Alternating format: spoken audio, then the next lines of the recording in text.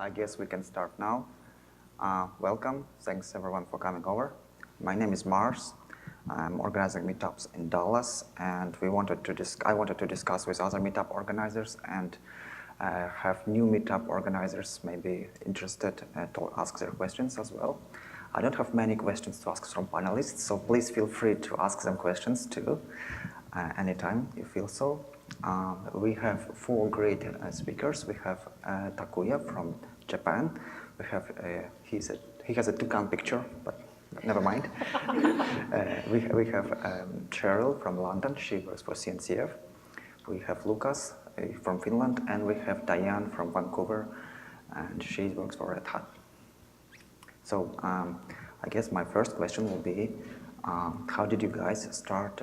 What was your first meetup experience? I guess we'll start from Takuya. Okay. Hi, nice to meet you. I'm Takuya. I'm working for digital design, Japan Digital Design, subsidiary of bank. Actually, I started the cloud native meetup, cloud native related meetups in my previous company. At that time, I started to use Kubernetes in production, but there is no DevOps and infrastructure engineer, so I want to know and also share the information about Kubernetes and containers in production. So I'm Cheryl. I run the Cloud Native London meetup group. London's kind of an oversaturated market for meetups, a little bit. There's Docker London, Kubernetes London, Istio London, Prometheus London, blah, blah, blah. And I noticed that there wasn't a Cloud Native London, even though there was a Cloud Native Berlin and Cloud Native Paris and so on. So I thought, well, let's see if there's any interest here. I will start a meetup group, put a date 8 weeks away, and just see if anyone shows up. And the first event, about 150 people showed up, so I was quite pleased. That's how it went. And yeah, hi, I'm Lucas. I'm from Finland. The first interaction with the community was in the Kubernetes project 3-4 years ago when I started doing the Raspberry Pi things and converted Kubernetes to ARM. Since then, I've been doing different kinds of stuff like CNCF ambassador, but also building KubeADM, which now went GA, so that's nice. My first meetup in Finland was a year ago in October, and that was kind of the same thing. I wanted to get something happening in the community in this space, and I just reached out to the CNCF, and they were helpful in like responding, answering all the questions I had, and like how to practically do it. And now we run, I think, 6 or 7 meetups in total in Finland. So that's really cool. So I'm Diane Mueller, the Director of Community Development at Red Hat, and I also run the OpenShift Commons. And I host 2 CNCF meetups, one in Vancouver, BC, which I live nearby, and one in Victoria, which I have to take a little float plane to get to when I do them, which is wonderful, because I can expense a float plane ride in British Columbia, which is fabulous, on a good day. My first interactions with Kubernetes and coming into the space was probably the first KubeCon, and I work on OpenShift. So OpenShift is a Kubernetes distribution, so we've been playing with it in the very early days, and we did lots of meetups that were just OpenShift meetups. But as CNCF grew and there were so many other projects, it made sense to do CNCF meetups so that we could bring Prometheus people in and others. And so we've been hosting them for about 2 years in a very busy space too. Vancouver, you may not know this, but it is a very startup-y space. There's there's Google Kubernetes, there's just one for everything, and variations on it in Vancouver. So it's a very, very noisy space too, but there was room for 1 or 2 more. All right, thank you. Considering that you've been running meetups for a year or more, What advice would you give now to the new meetup organizers for someone who is just starting or who is going to have his or her first meetup, let's say after December next year, January, February? What advice would you give? What would you do different yourself maybe if you were starting just now? How would you do things different, or what would you say, let's say, to encourage someone new? I would just go for it.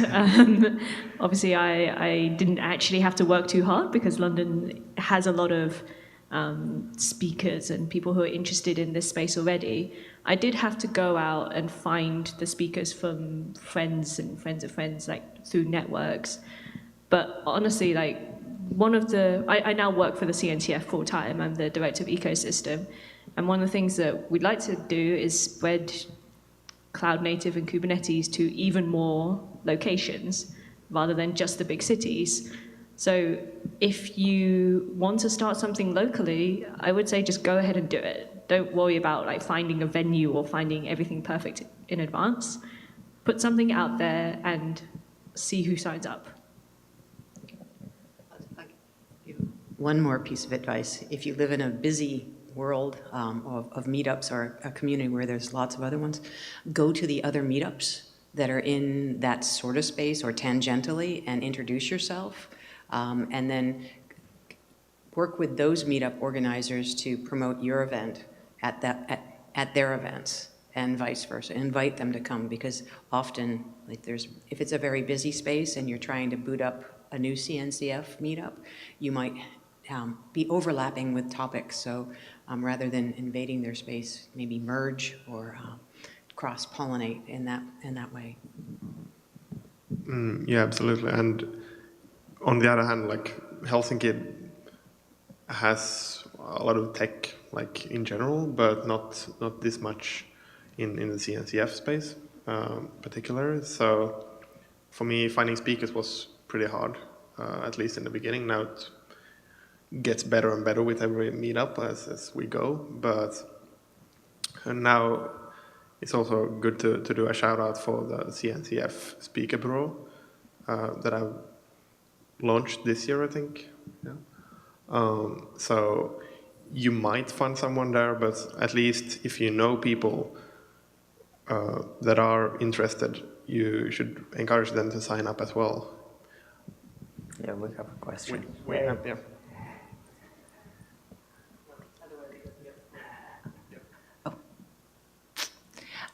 So as far as the speaker bureau goes, are they listed by location? Because I was looking at it and I couldn't get a feel for where people were based if we wanted to have them come and speak. They are filtered by country right now. Only country? Only by country level, Oh, yes. okay. But I think we will fix it eventually. I think we will have to fix it. Okay. I will talk with the CNCF guys. Thank you. Sure.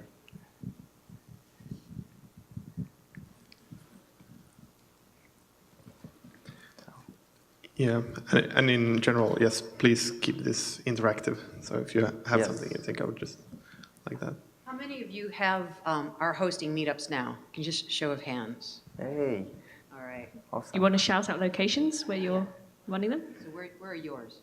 All across Canada. So we got Eastern Canada, so Waterloo, Toronto, Ottawa, Montreal, Quebec City. Yeah. Wow. Canada. All of Eastern Canada. All right. pretty cool. Where's yours? Seattle, San Francisco, New York, LA, Chicago, and Berlin, which is a trip. Wow. Cool. Really cool. There's a few more. You're in Victoria. Oh, hi. Cool. So there's a lot. Anyone else? There were more? Yeah. Yeah, I've already hosted in Paris, and currently thinking about hosting them in Africa, because in Africa we don't have this kind of meetups. Awesome. And, the challenge I have is that I currently live in France, and I want to have your advice, you guys, if there is anybody who has hosted a meetup, preparing being remote and going the day of presentation. So these are the kind of the challenges that I'm facing. Any advice would be appreciated. Yeah, I can speak to that at least a bit. Or the question was, what do you do when you're living in a place then you want to host a meetup? And so I'm living 500-600 kilometers from where I host the meetup, because I don't live in the capital, instead in the middle of Finland. So the capital is the only area that have had enough interest so far. So what I did was to go there, look around, go to different companies once I was there, and I also went to some related meetups, like you said. Once I found a company that was interested, I actually they don't work at that company anymore, but I got 2 persons that were interested in helping. And since like now for 1.5 years, we've been collaborating, although they've switched companies multiple times and stuff. And they've helped me. For example, one of them has a history with Microsoft, so she had a great network of different people in the area. So she's been helping a lot with, like, oh, I know this person, and I can ask them to like offer a venue or whatever. So then it got easier while I was remote to like have 1 or 2 persons there helping if there's something practical that needs to get done. So I mentioned the float plane to Victoria. It's not as far as going from Paris to Africa, but I went and I started up the meetup without any without a room or anything. And the BC government, which is in Victoria, that's the seat of the government for British Columbia, I co-partnered with them to be organizers. So I found somebody else who really ended up owning the meetup. And I just sort of lent my Rolodex and my network of people to them to help bring people in to speak. And now I don't even go each time. I don't have to go each time. I just had to go for like the first 3 or 4 of them. And then after that, the folks local were running them. And every once in a blue moon when my schedule lets me, I go too. But really what you're doing as trying to organize something remotely, maybe do the first couple, spend time on an airplane getting to there, but try and find people who are there to actually do the legwork. I think you might have to incubate, but eventually someone will step up.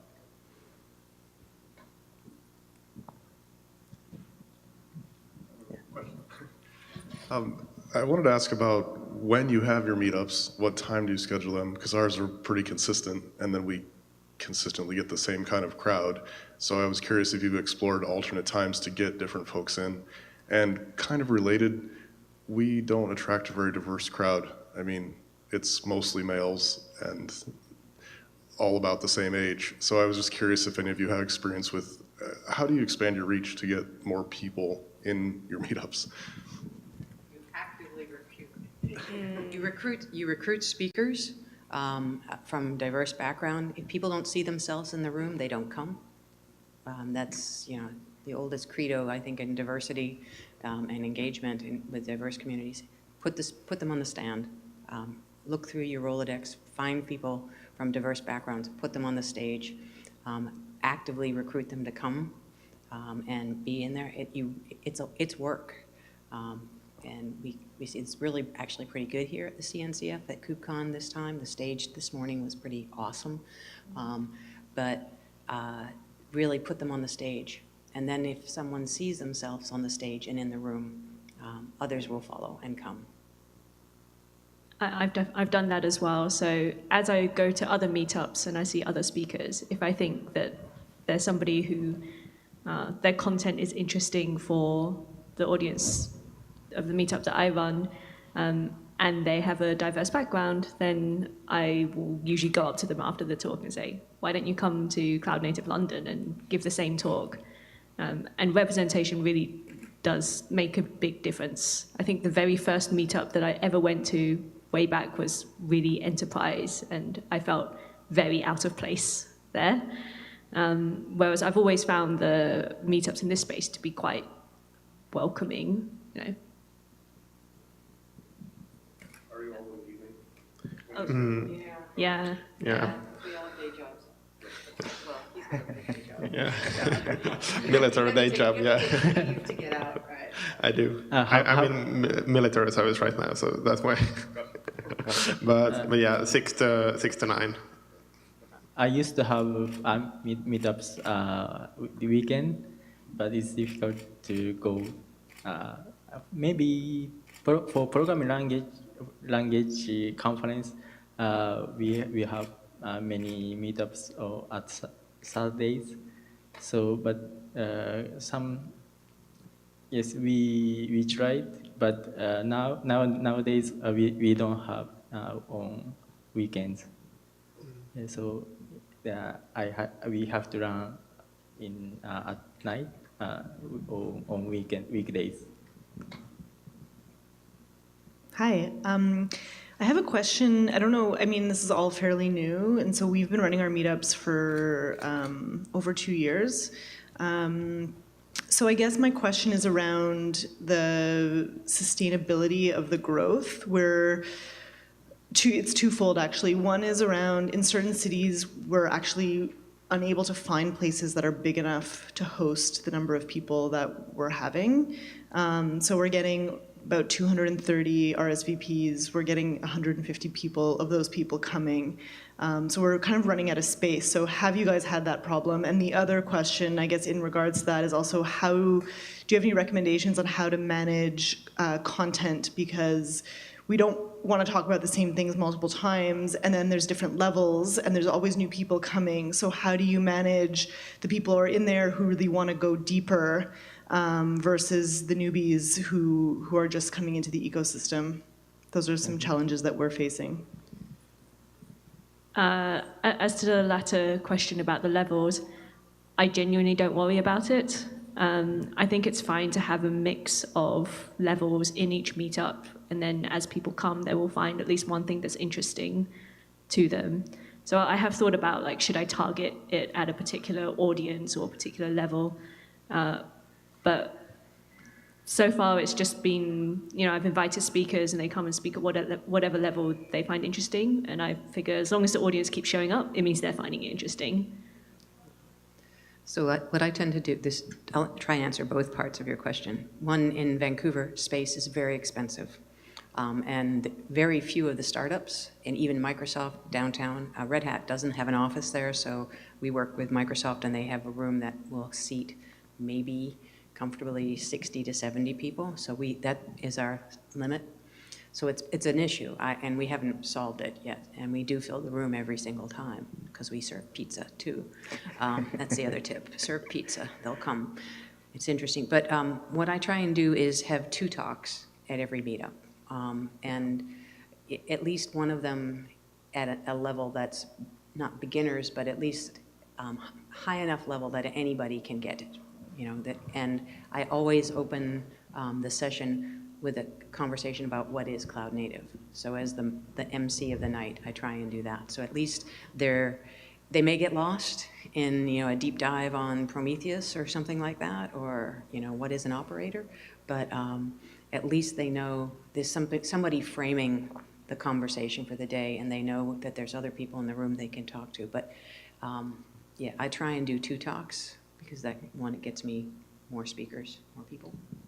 We haven't, in Helsinki, we haven't had the problem of finding a large enough space because we've had pretty consistently 50 to 80 people. So that worked out. But with regards to speakers, we've had 3 talks about each time and half an hour. Try to mix content, but obviously it's hard if you get 3, if you, after a lot of work, get 3 submissions. It's like, you can't, you can't do anything more really. But if it's been mostly like more advanced talks in some cases, I've always tried to balance it, as you said, like in the beginning I say something like, okay, so this is why we're here, or this is what this is about on a high level, and maybe a 5-minute of what's happened in the cloud native ecosystem in the latest months. What's the latest release? What's the new project? What's Envoy? And why is it that? Little things.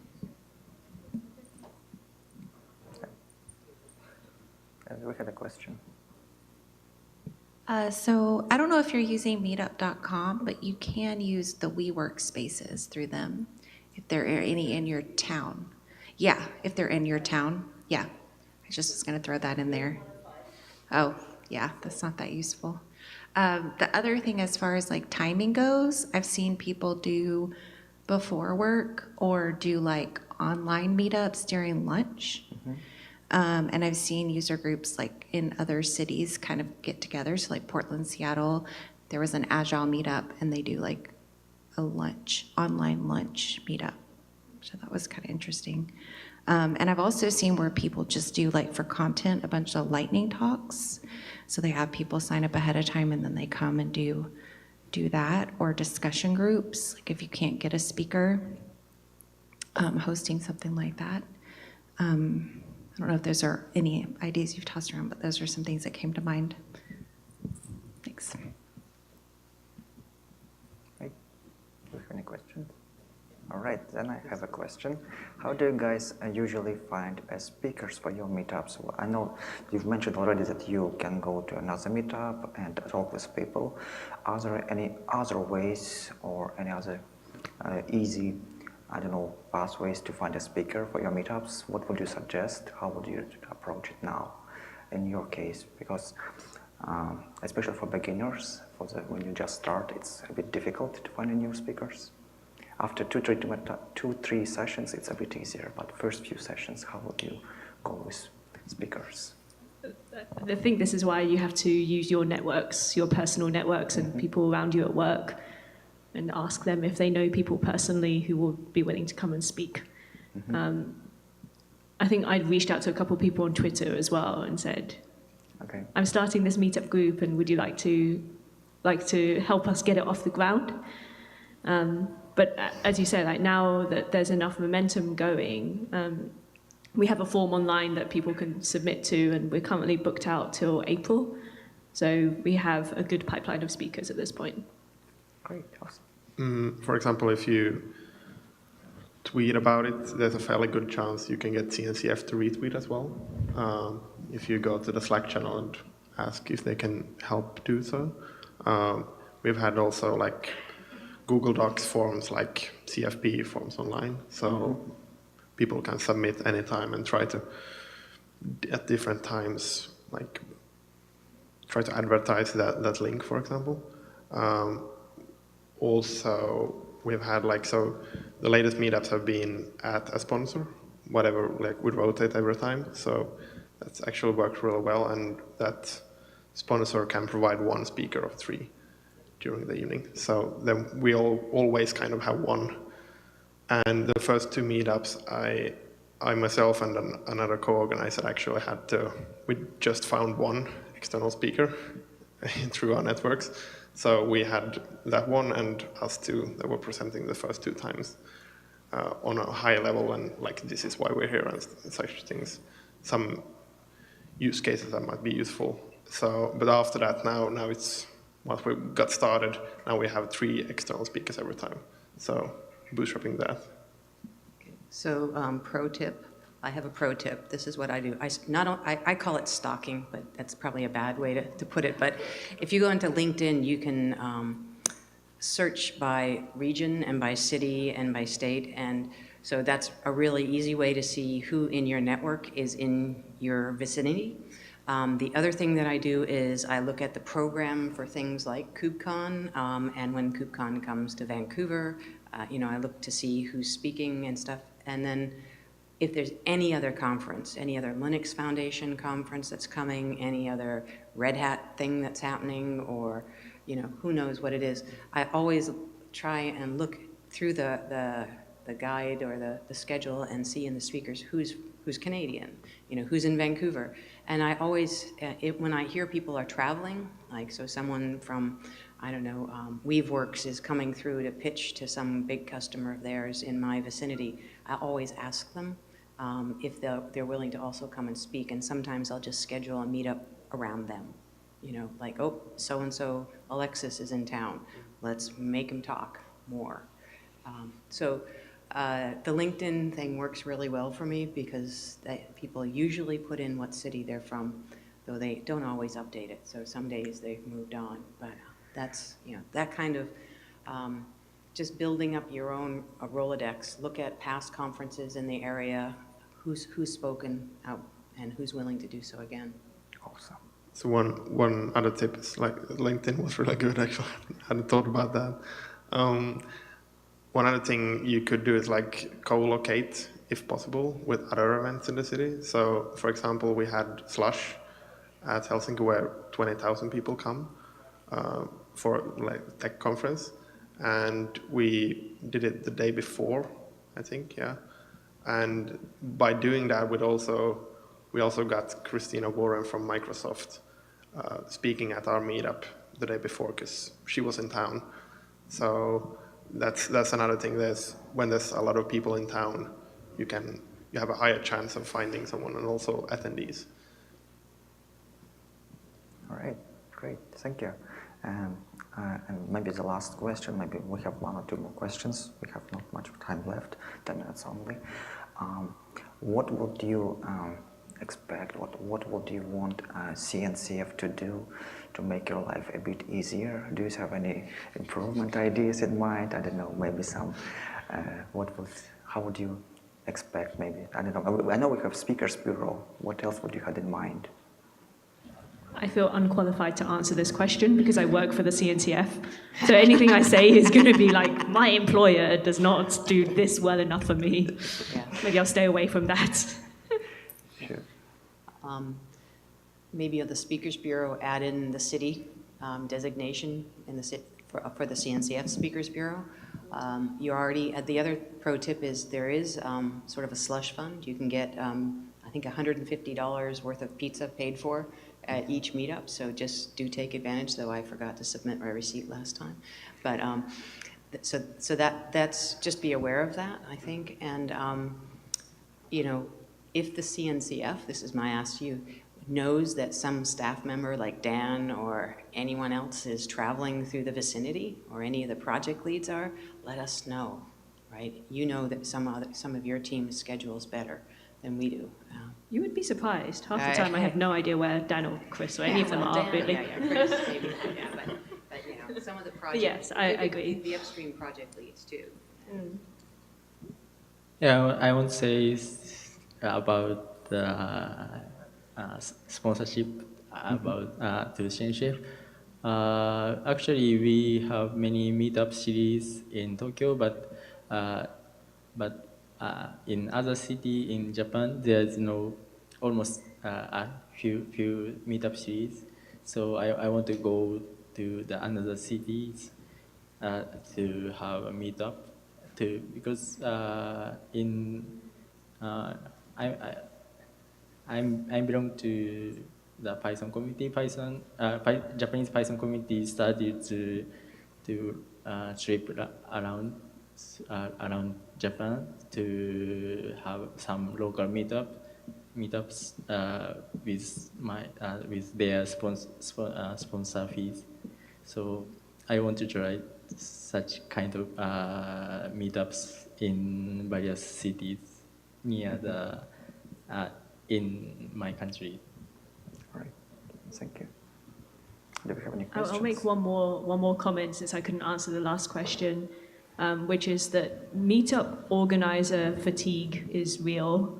Like when you have to do this every month or every couple of months, and it's a volunteer thing on top of your day job, it can get very tiring to be chasing people all the time, and speakers that drop out at the last minute and finding venues and all of this stuff. So it really is work. So do try and find a co-organizer if you can, and try and share the load a bit, or maybe have your employer try and contribute some help from maybe they have a marketing department who can assist, that sort of thing. Because otherwise you'll get to the point where you're like, oh God, I don't want to do another one. And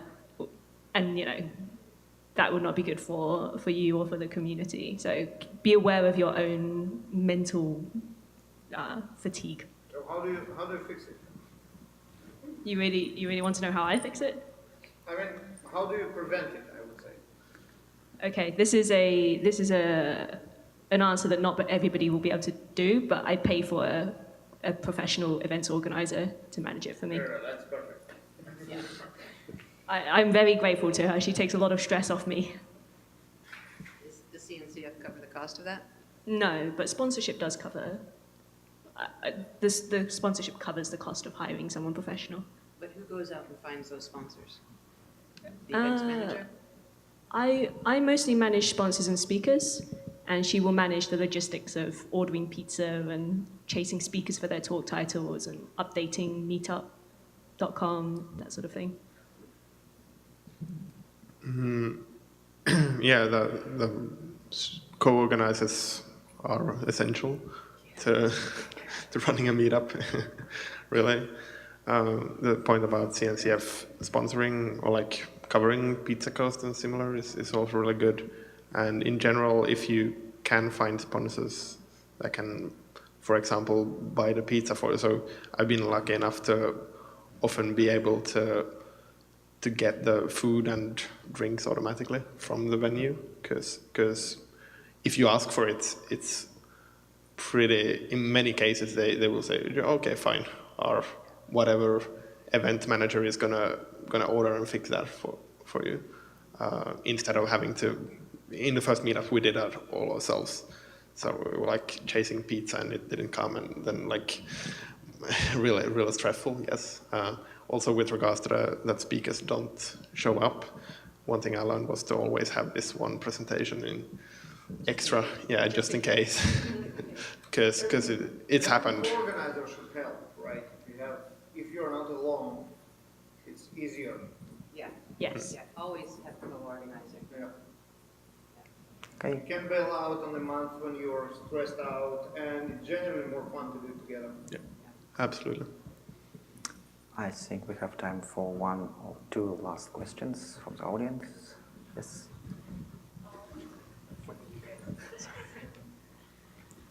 Hi, do you have any favorite resources to point sort of on the fence speakers, like someone who thinks they might want to give a talk but has never given a talk and needs some advice?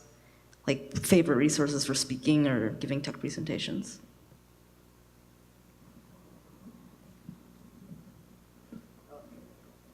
I feel like I'm talking too much. So one of the things, that's a real common thing. People have never given a talk before, never stood in front of an audience before, and just terrified of it. What I always offer, is for them to do it virtually, because I have I do podcasts and that, so I try and get them to do a practice run with me through Blue Jeans or Zoom or whatever you're doing, and make that offer. I have the time to do that and record them, and that way they can, and if it's good, I'll use it and broadcast it as a podcast. If it's not, they can watch it and we can redo it, and I've done that with a number of people to help mentor them into getting the confidence to do a presentation. And I think it's time permitting too, but I think that's one way, is to get people to do things virtually first, and then ask them to do it on stage, or ask them to give a talk that's really intro level. Like a lot of people, especially women, think they have to give pitch perfect talks.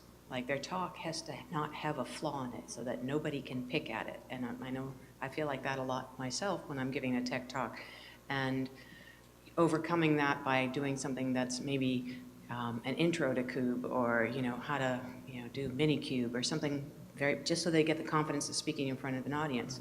I swear, once you give people the microphone, they never put it down. That's sort of my problem. So here, someone else says something. Yeah, that's a really good question. With regards to what CNCF could do, isn't there, for now that you're a KubeCon speaker, you get some speaker's guide from Linux Foundation or something? Yeah, I mean, I think it's open, and there are plenty of resources online. The main thing is, if someone is really nervous about it, you should talk to them personally and kind of reassure them that it's not about, you don't have to know more than every single person in the entire audience. You just have to know about what you're talking about, and people are always interested in stories and experiences. You don't necessarily have to do a deep dive on some technical topic. You just have to say, here's what I've been through and my team and my organization. And you, yeah. People like not people like failures. Those are sometimes the more interesting parts when you say, we tried this and it didn't work out for this reason. Yeah, and with regards to finding speakers, actually I participated or helped kick off a meetup in northern Sweden, but I was in military service, so I did it like remote, and it worked actually pretty well. So if you find speakers that are in another location, you might even as well get them to, okay, I'll log into Zoom at that point, at that time, and deliver it. Obviously, you have to have a decent internet connection and stuff, but that might work. All right, I think we are out of time, 3:10. So thank you very much for coming. Thanks a lot for the questions. Thank you.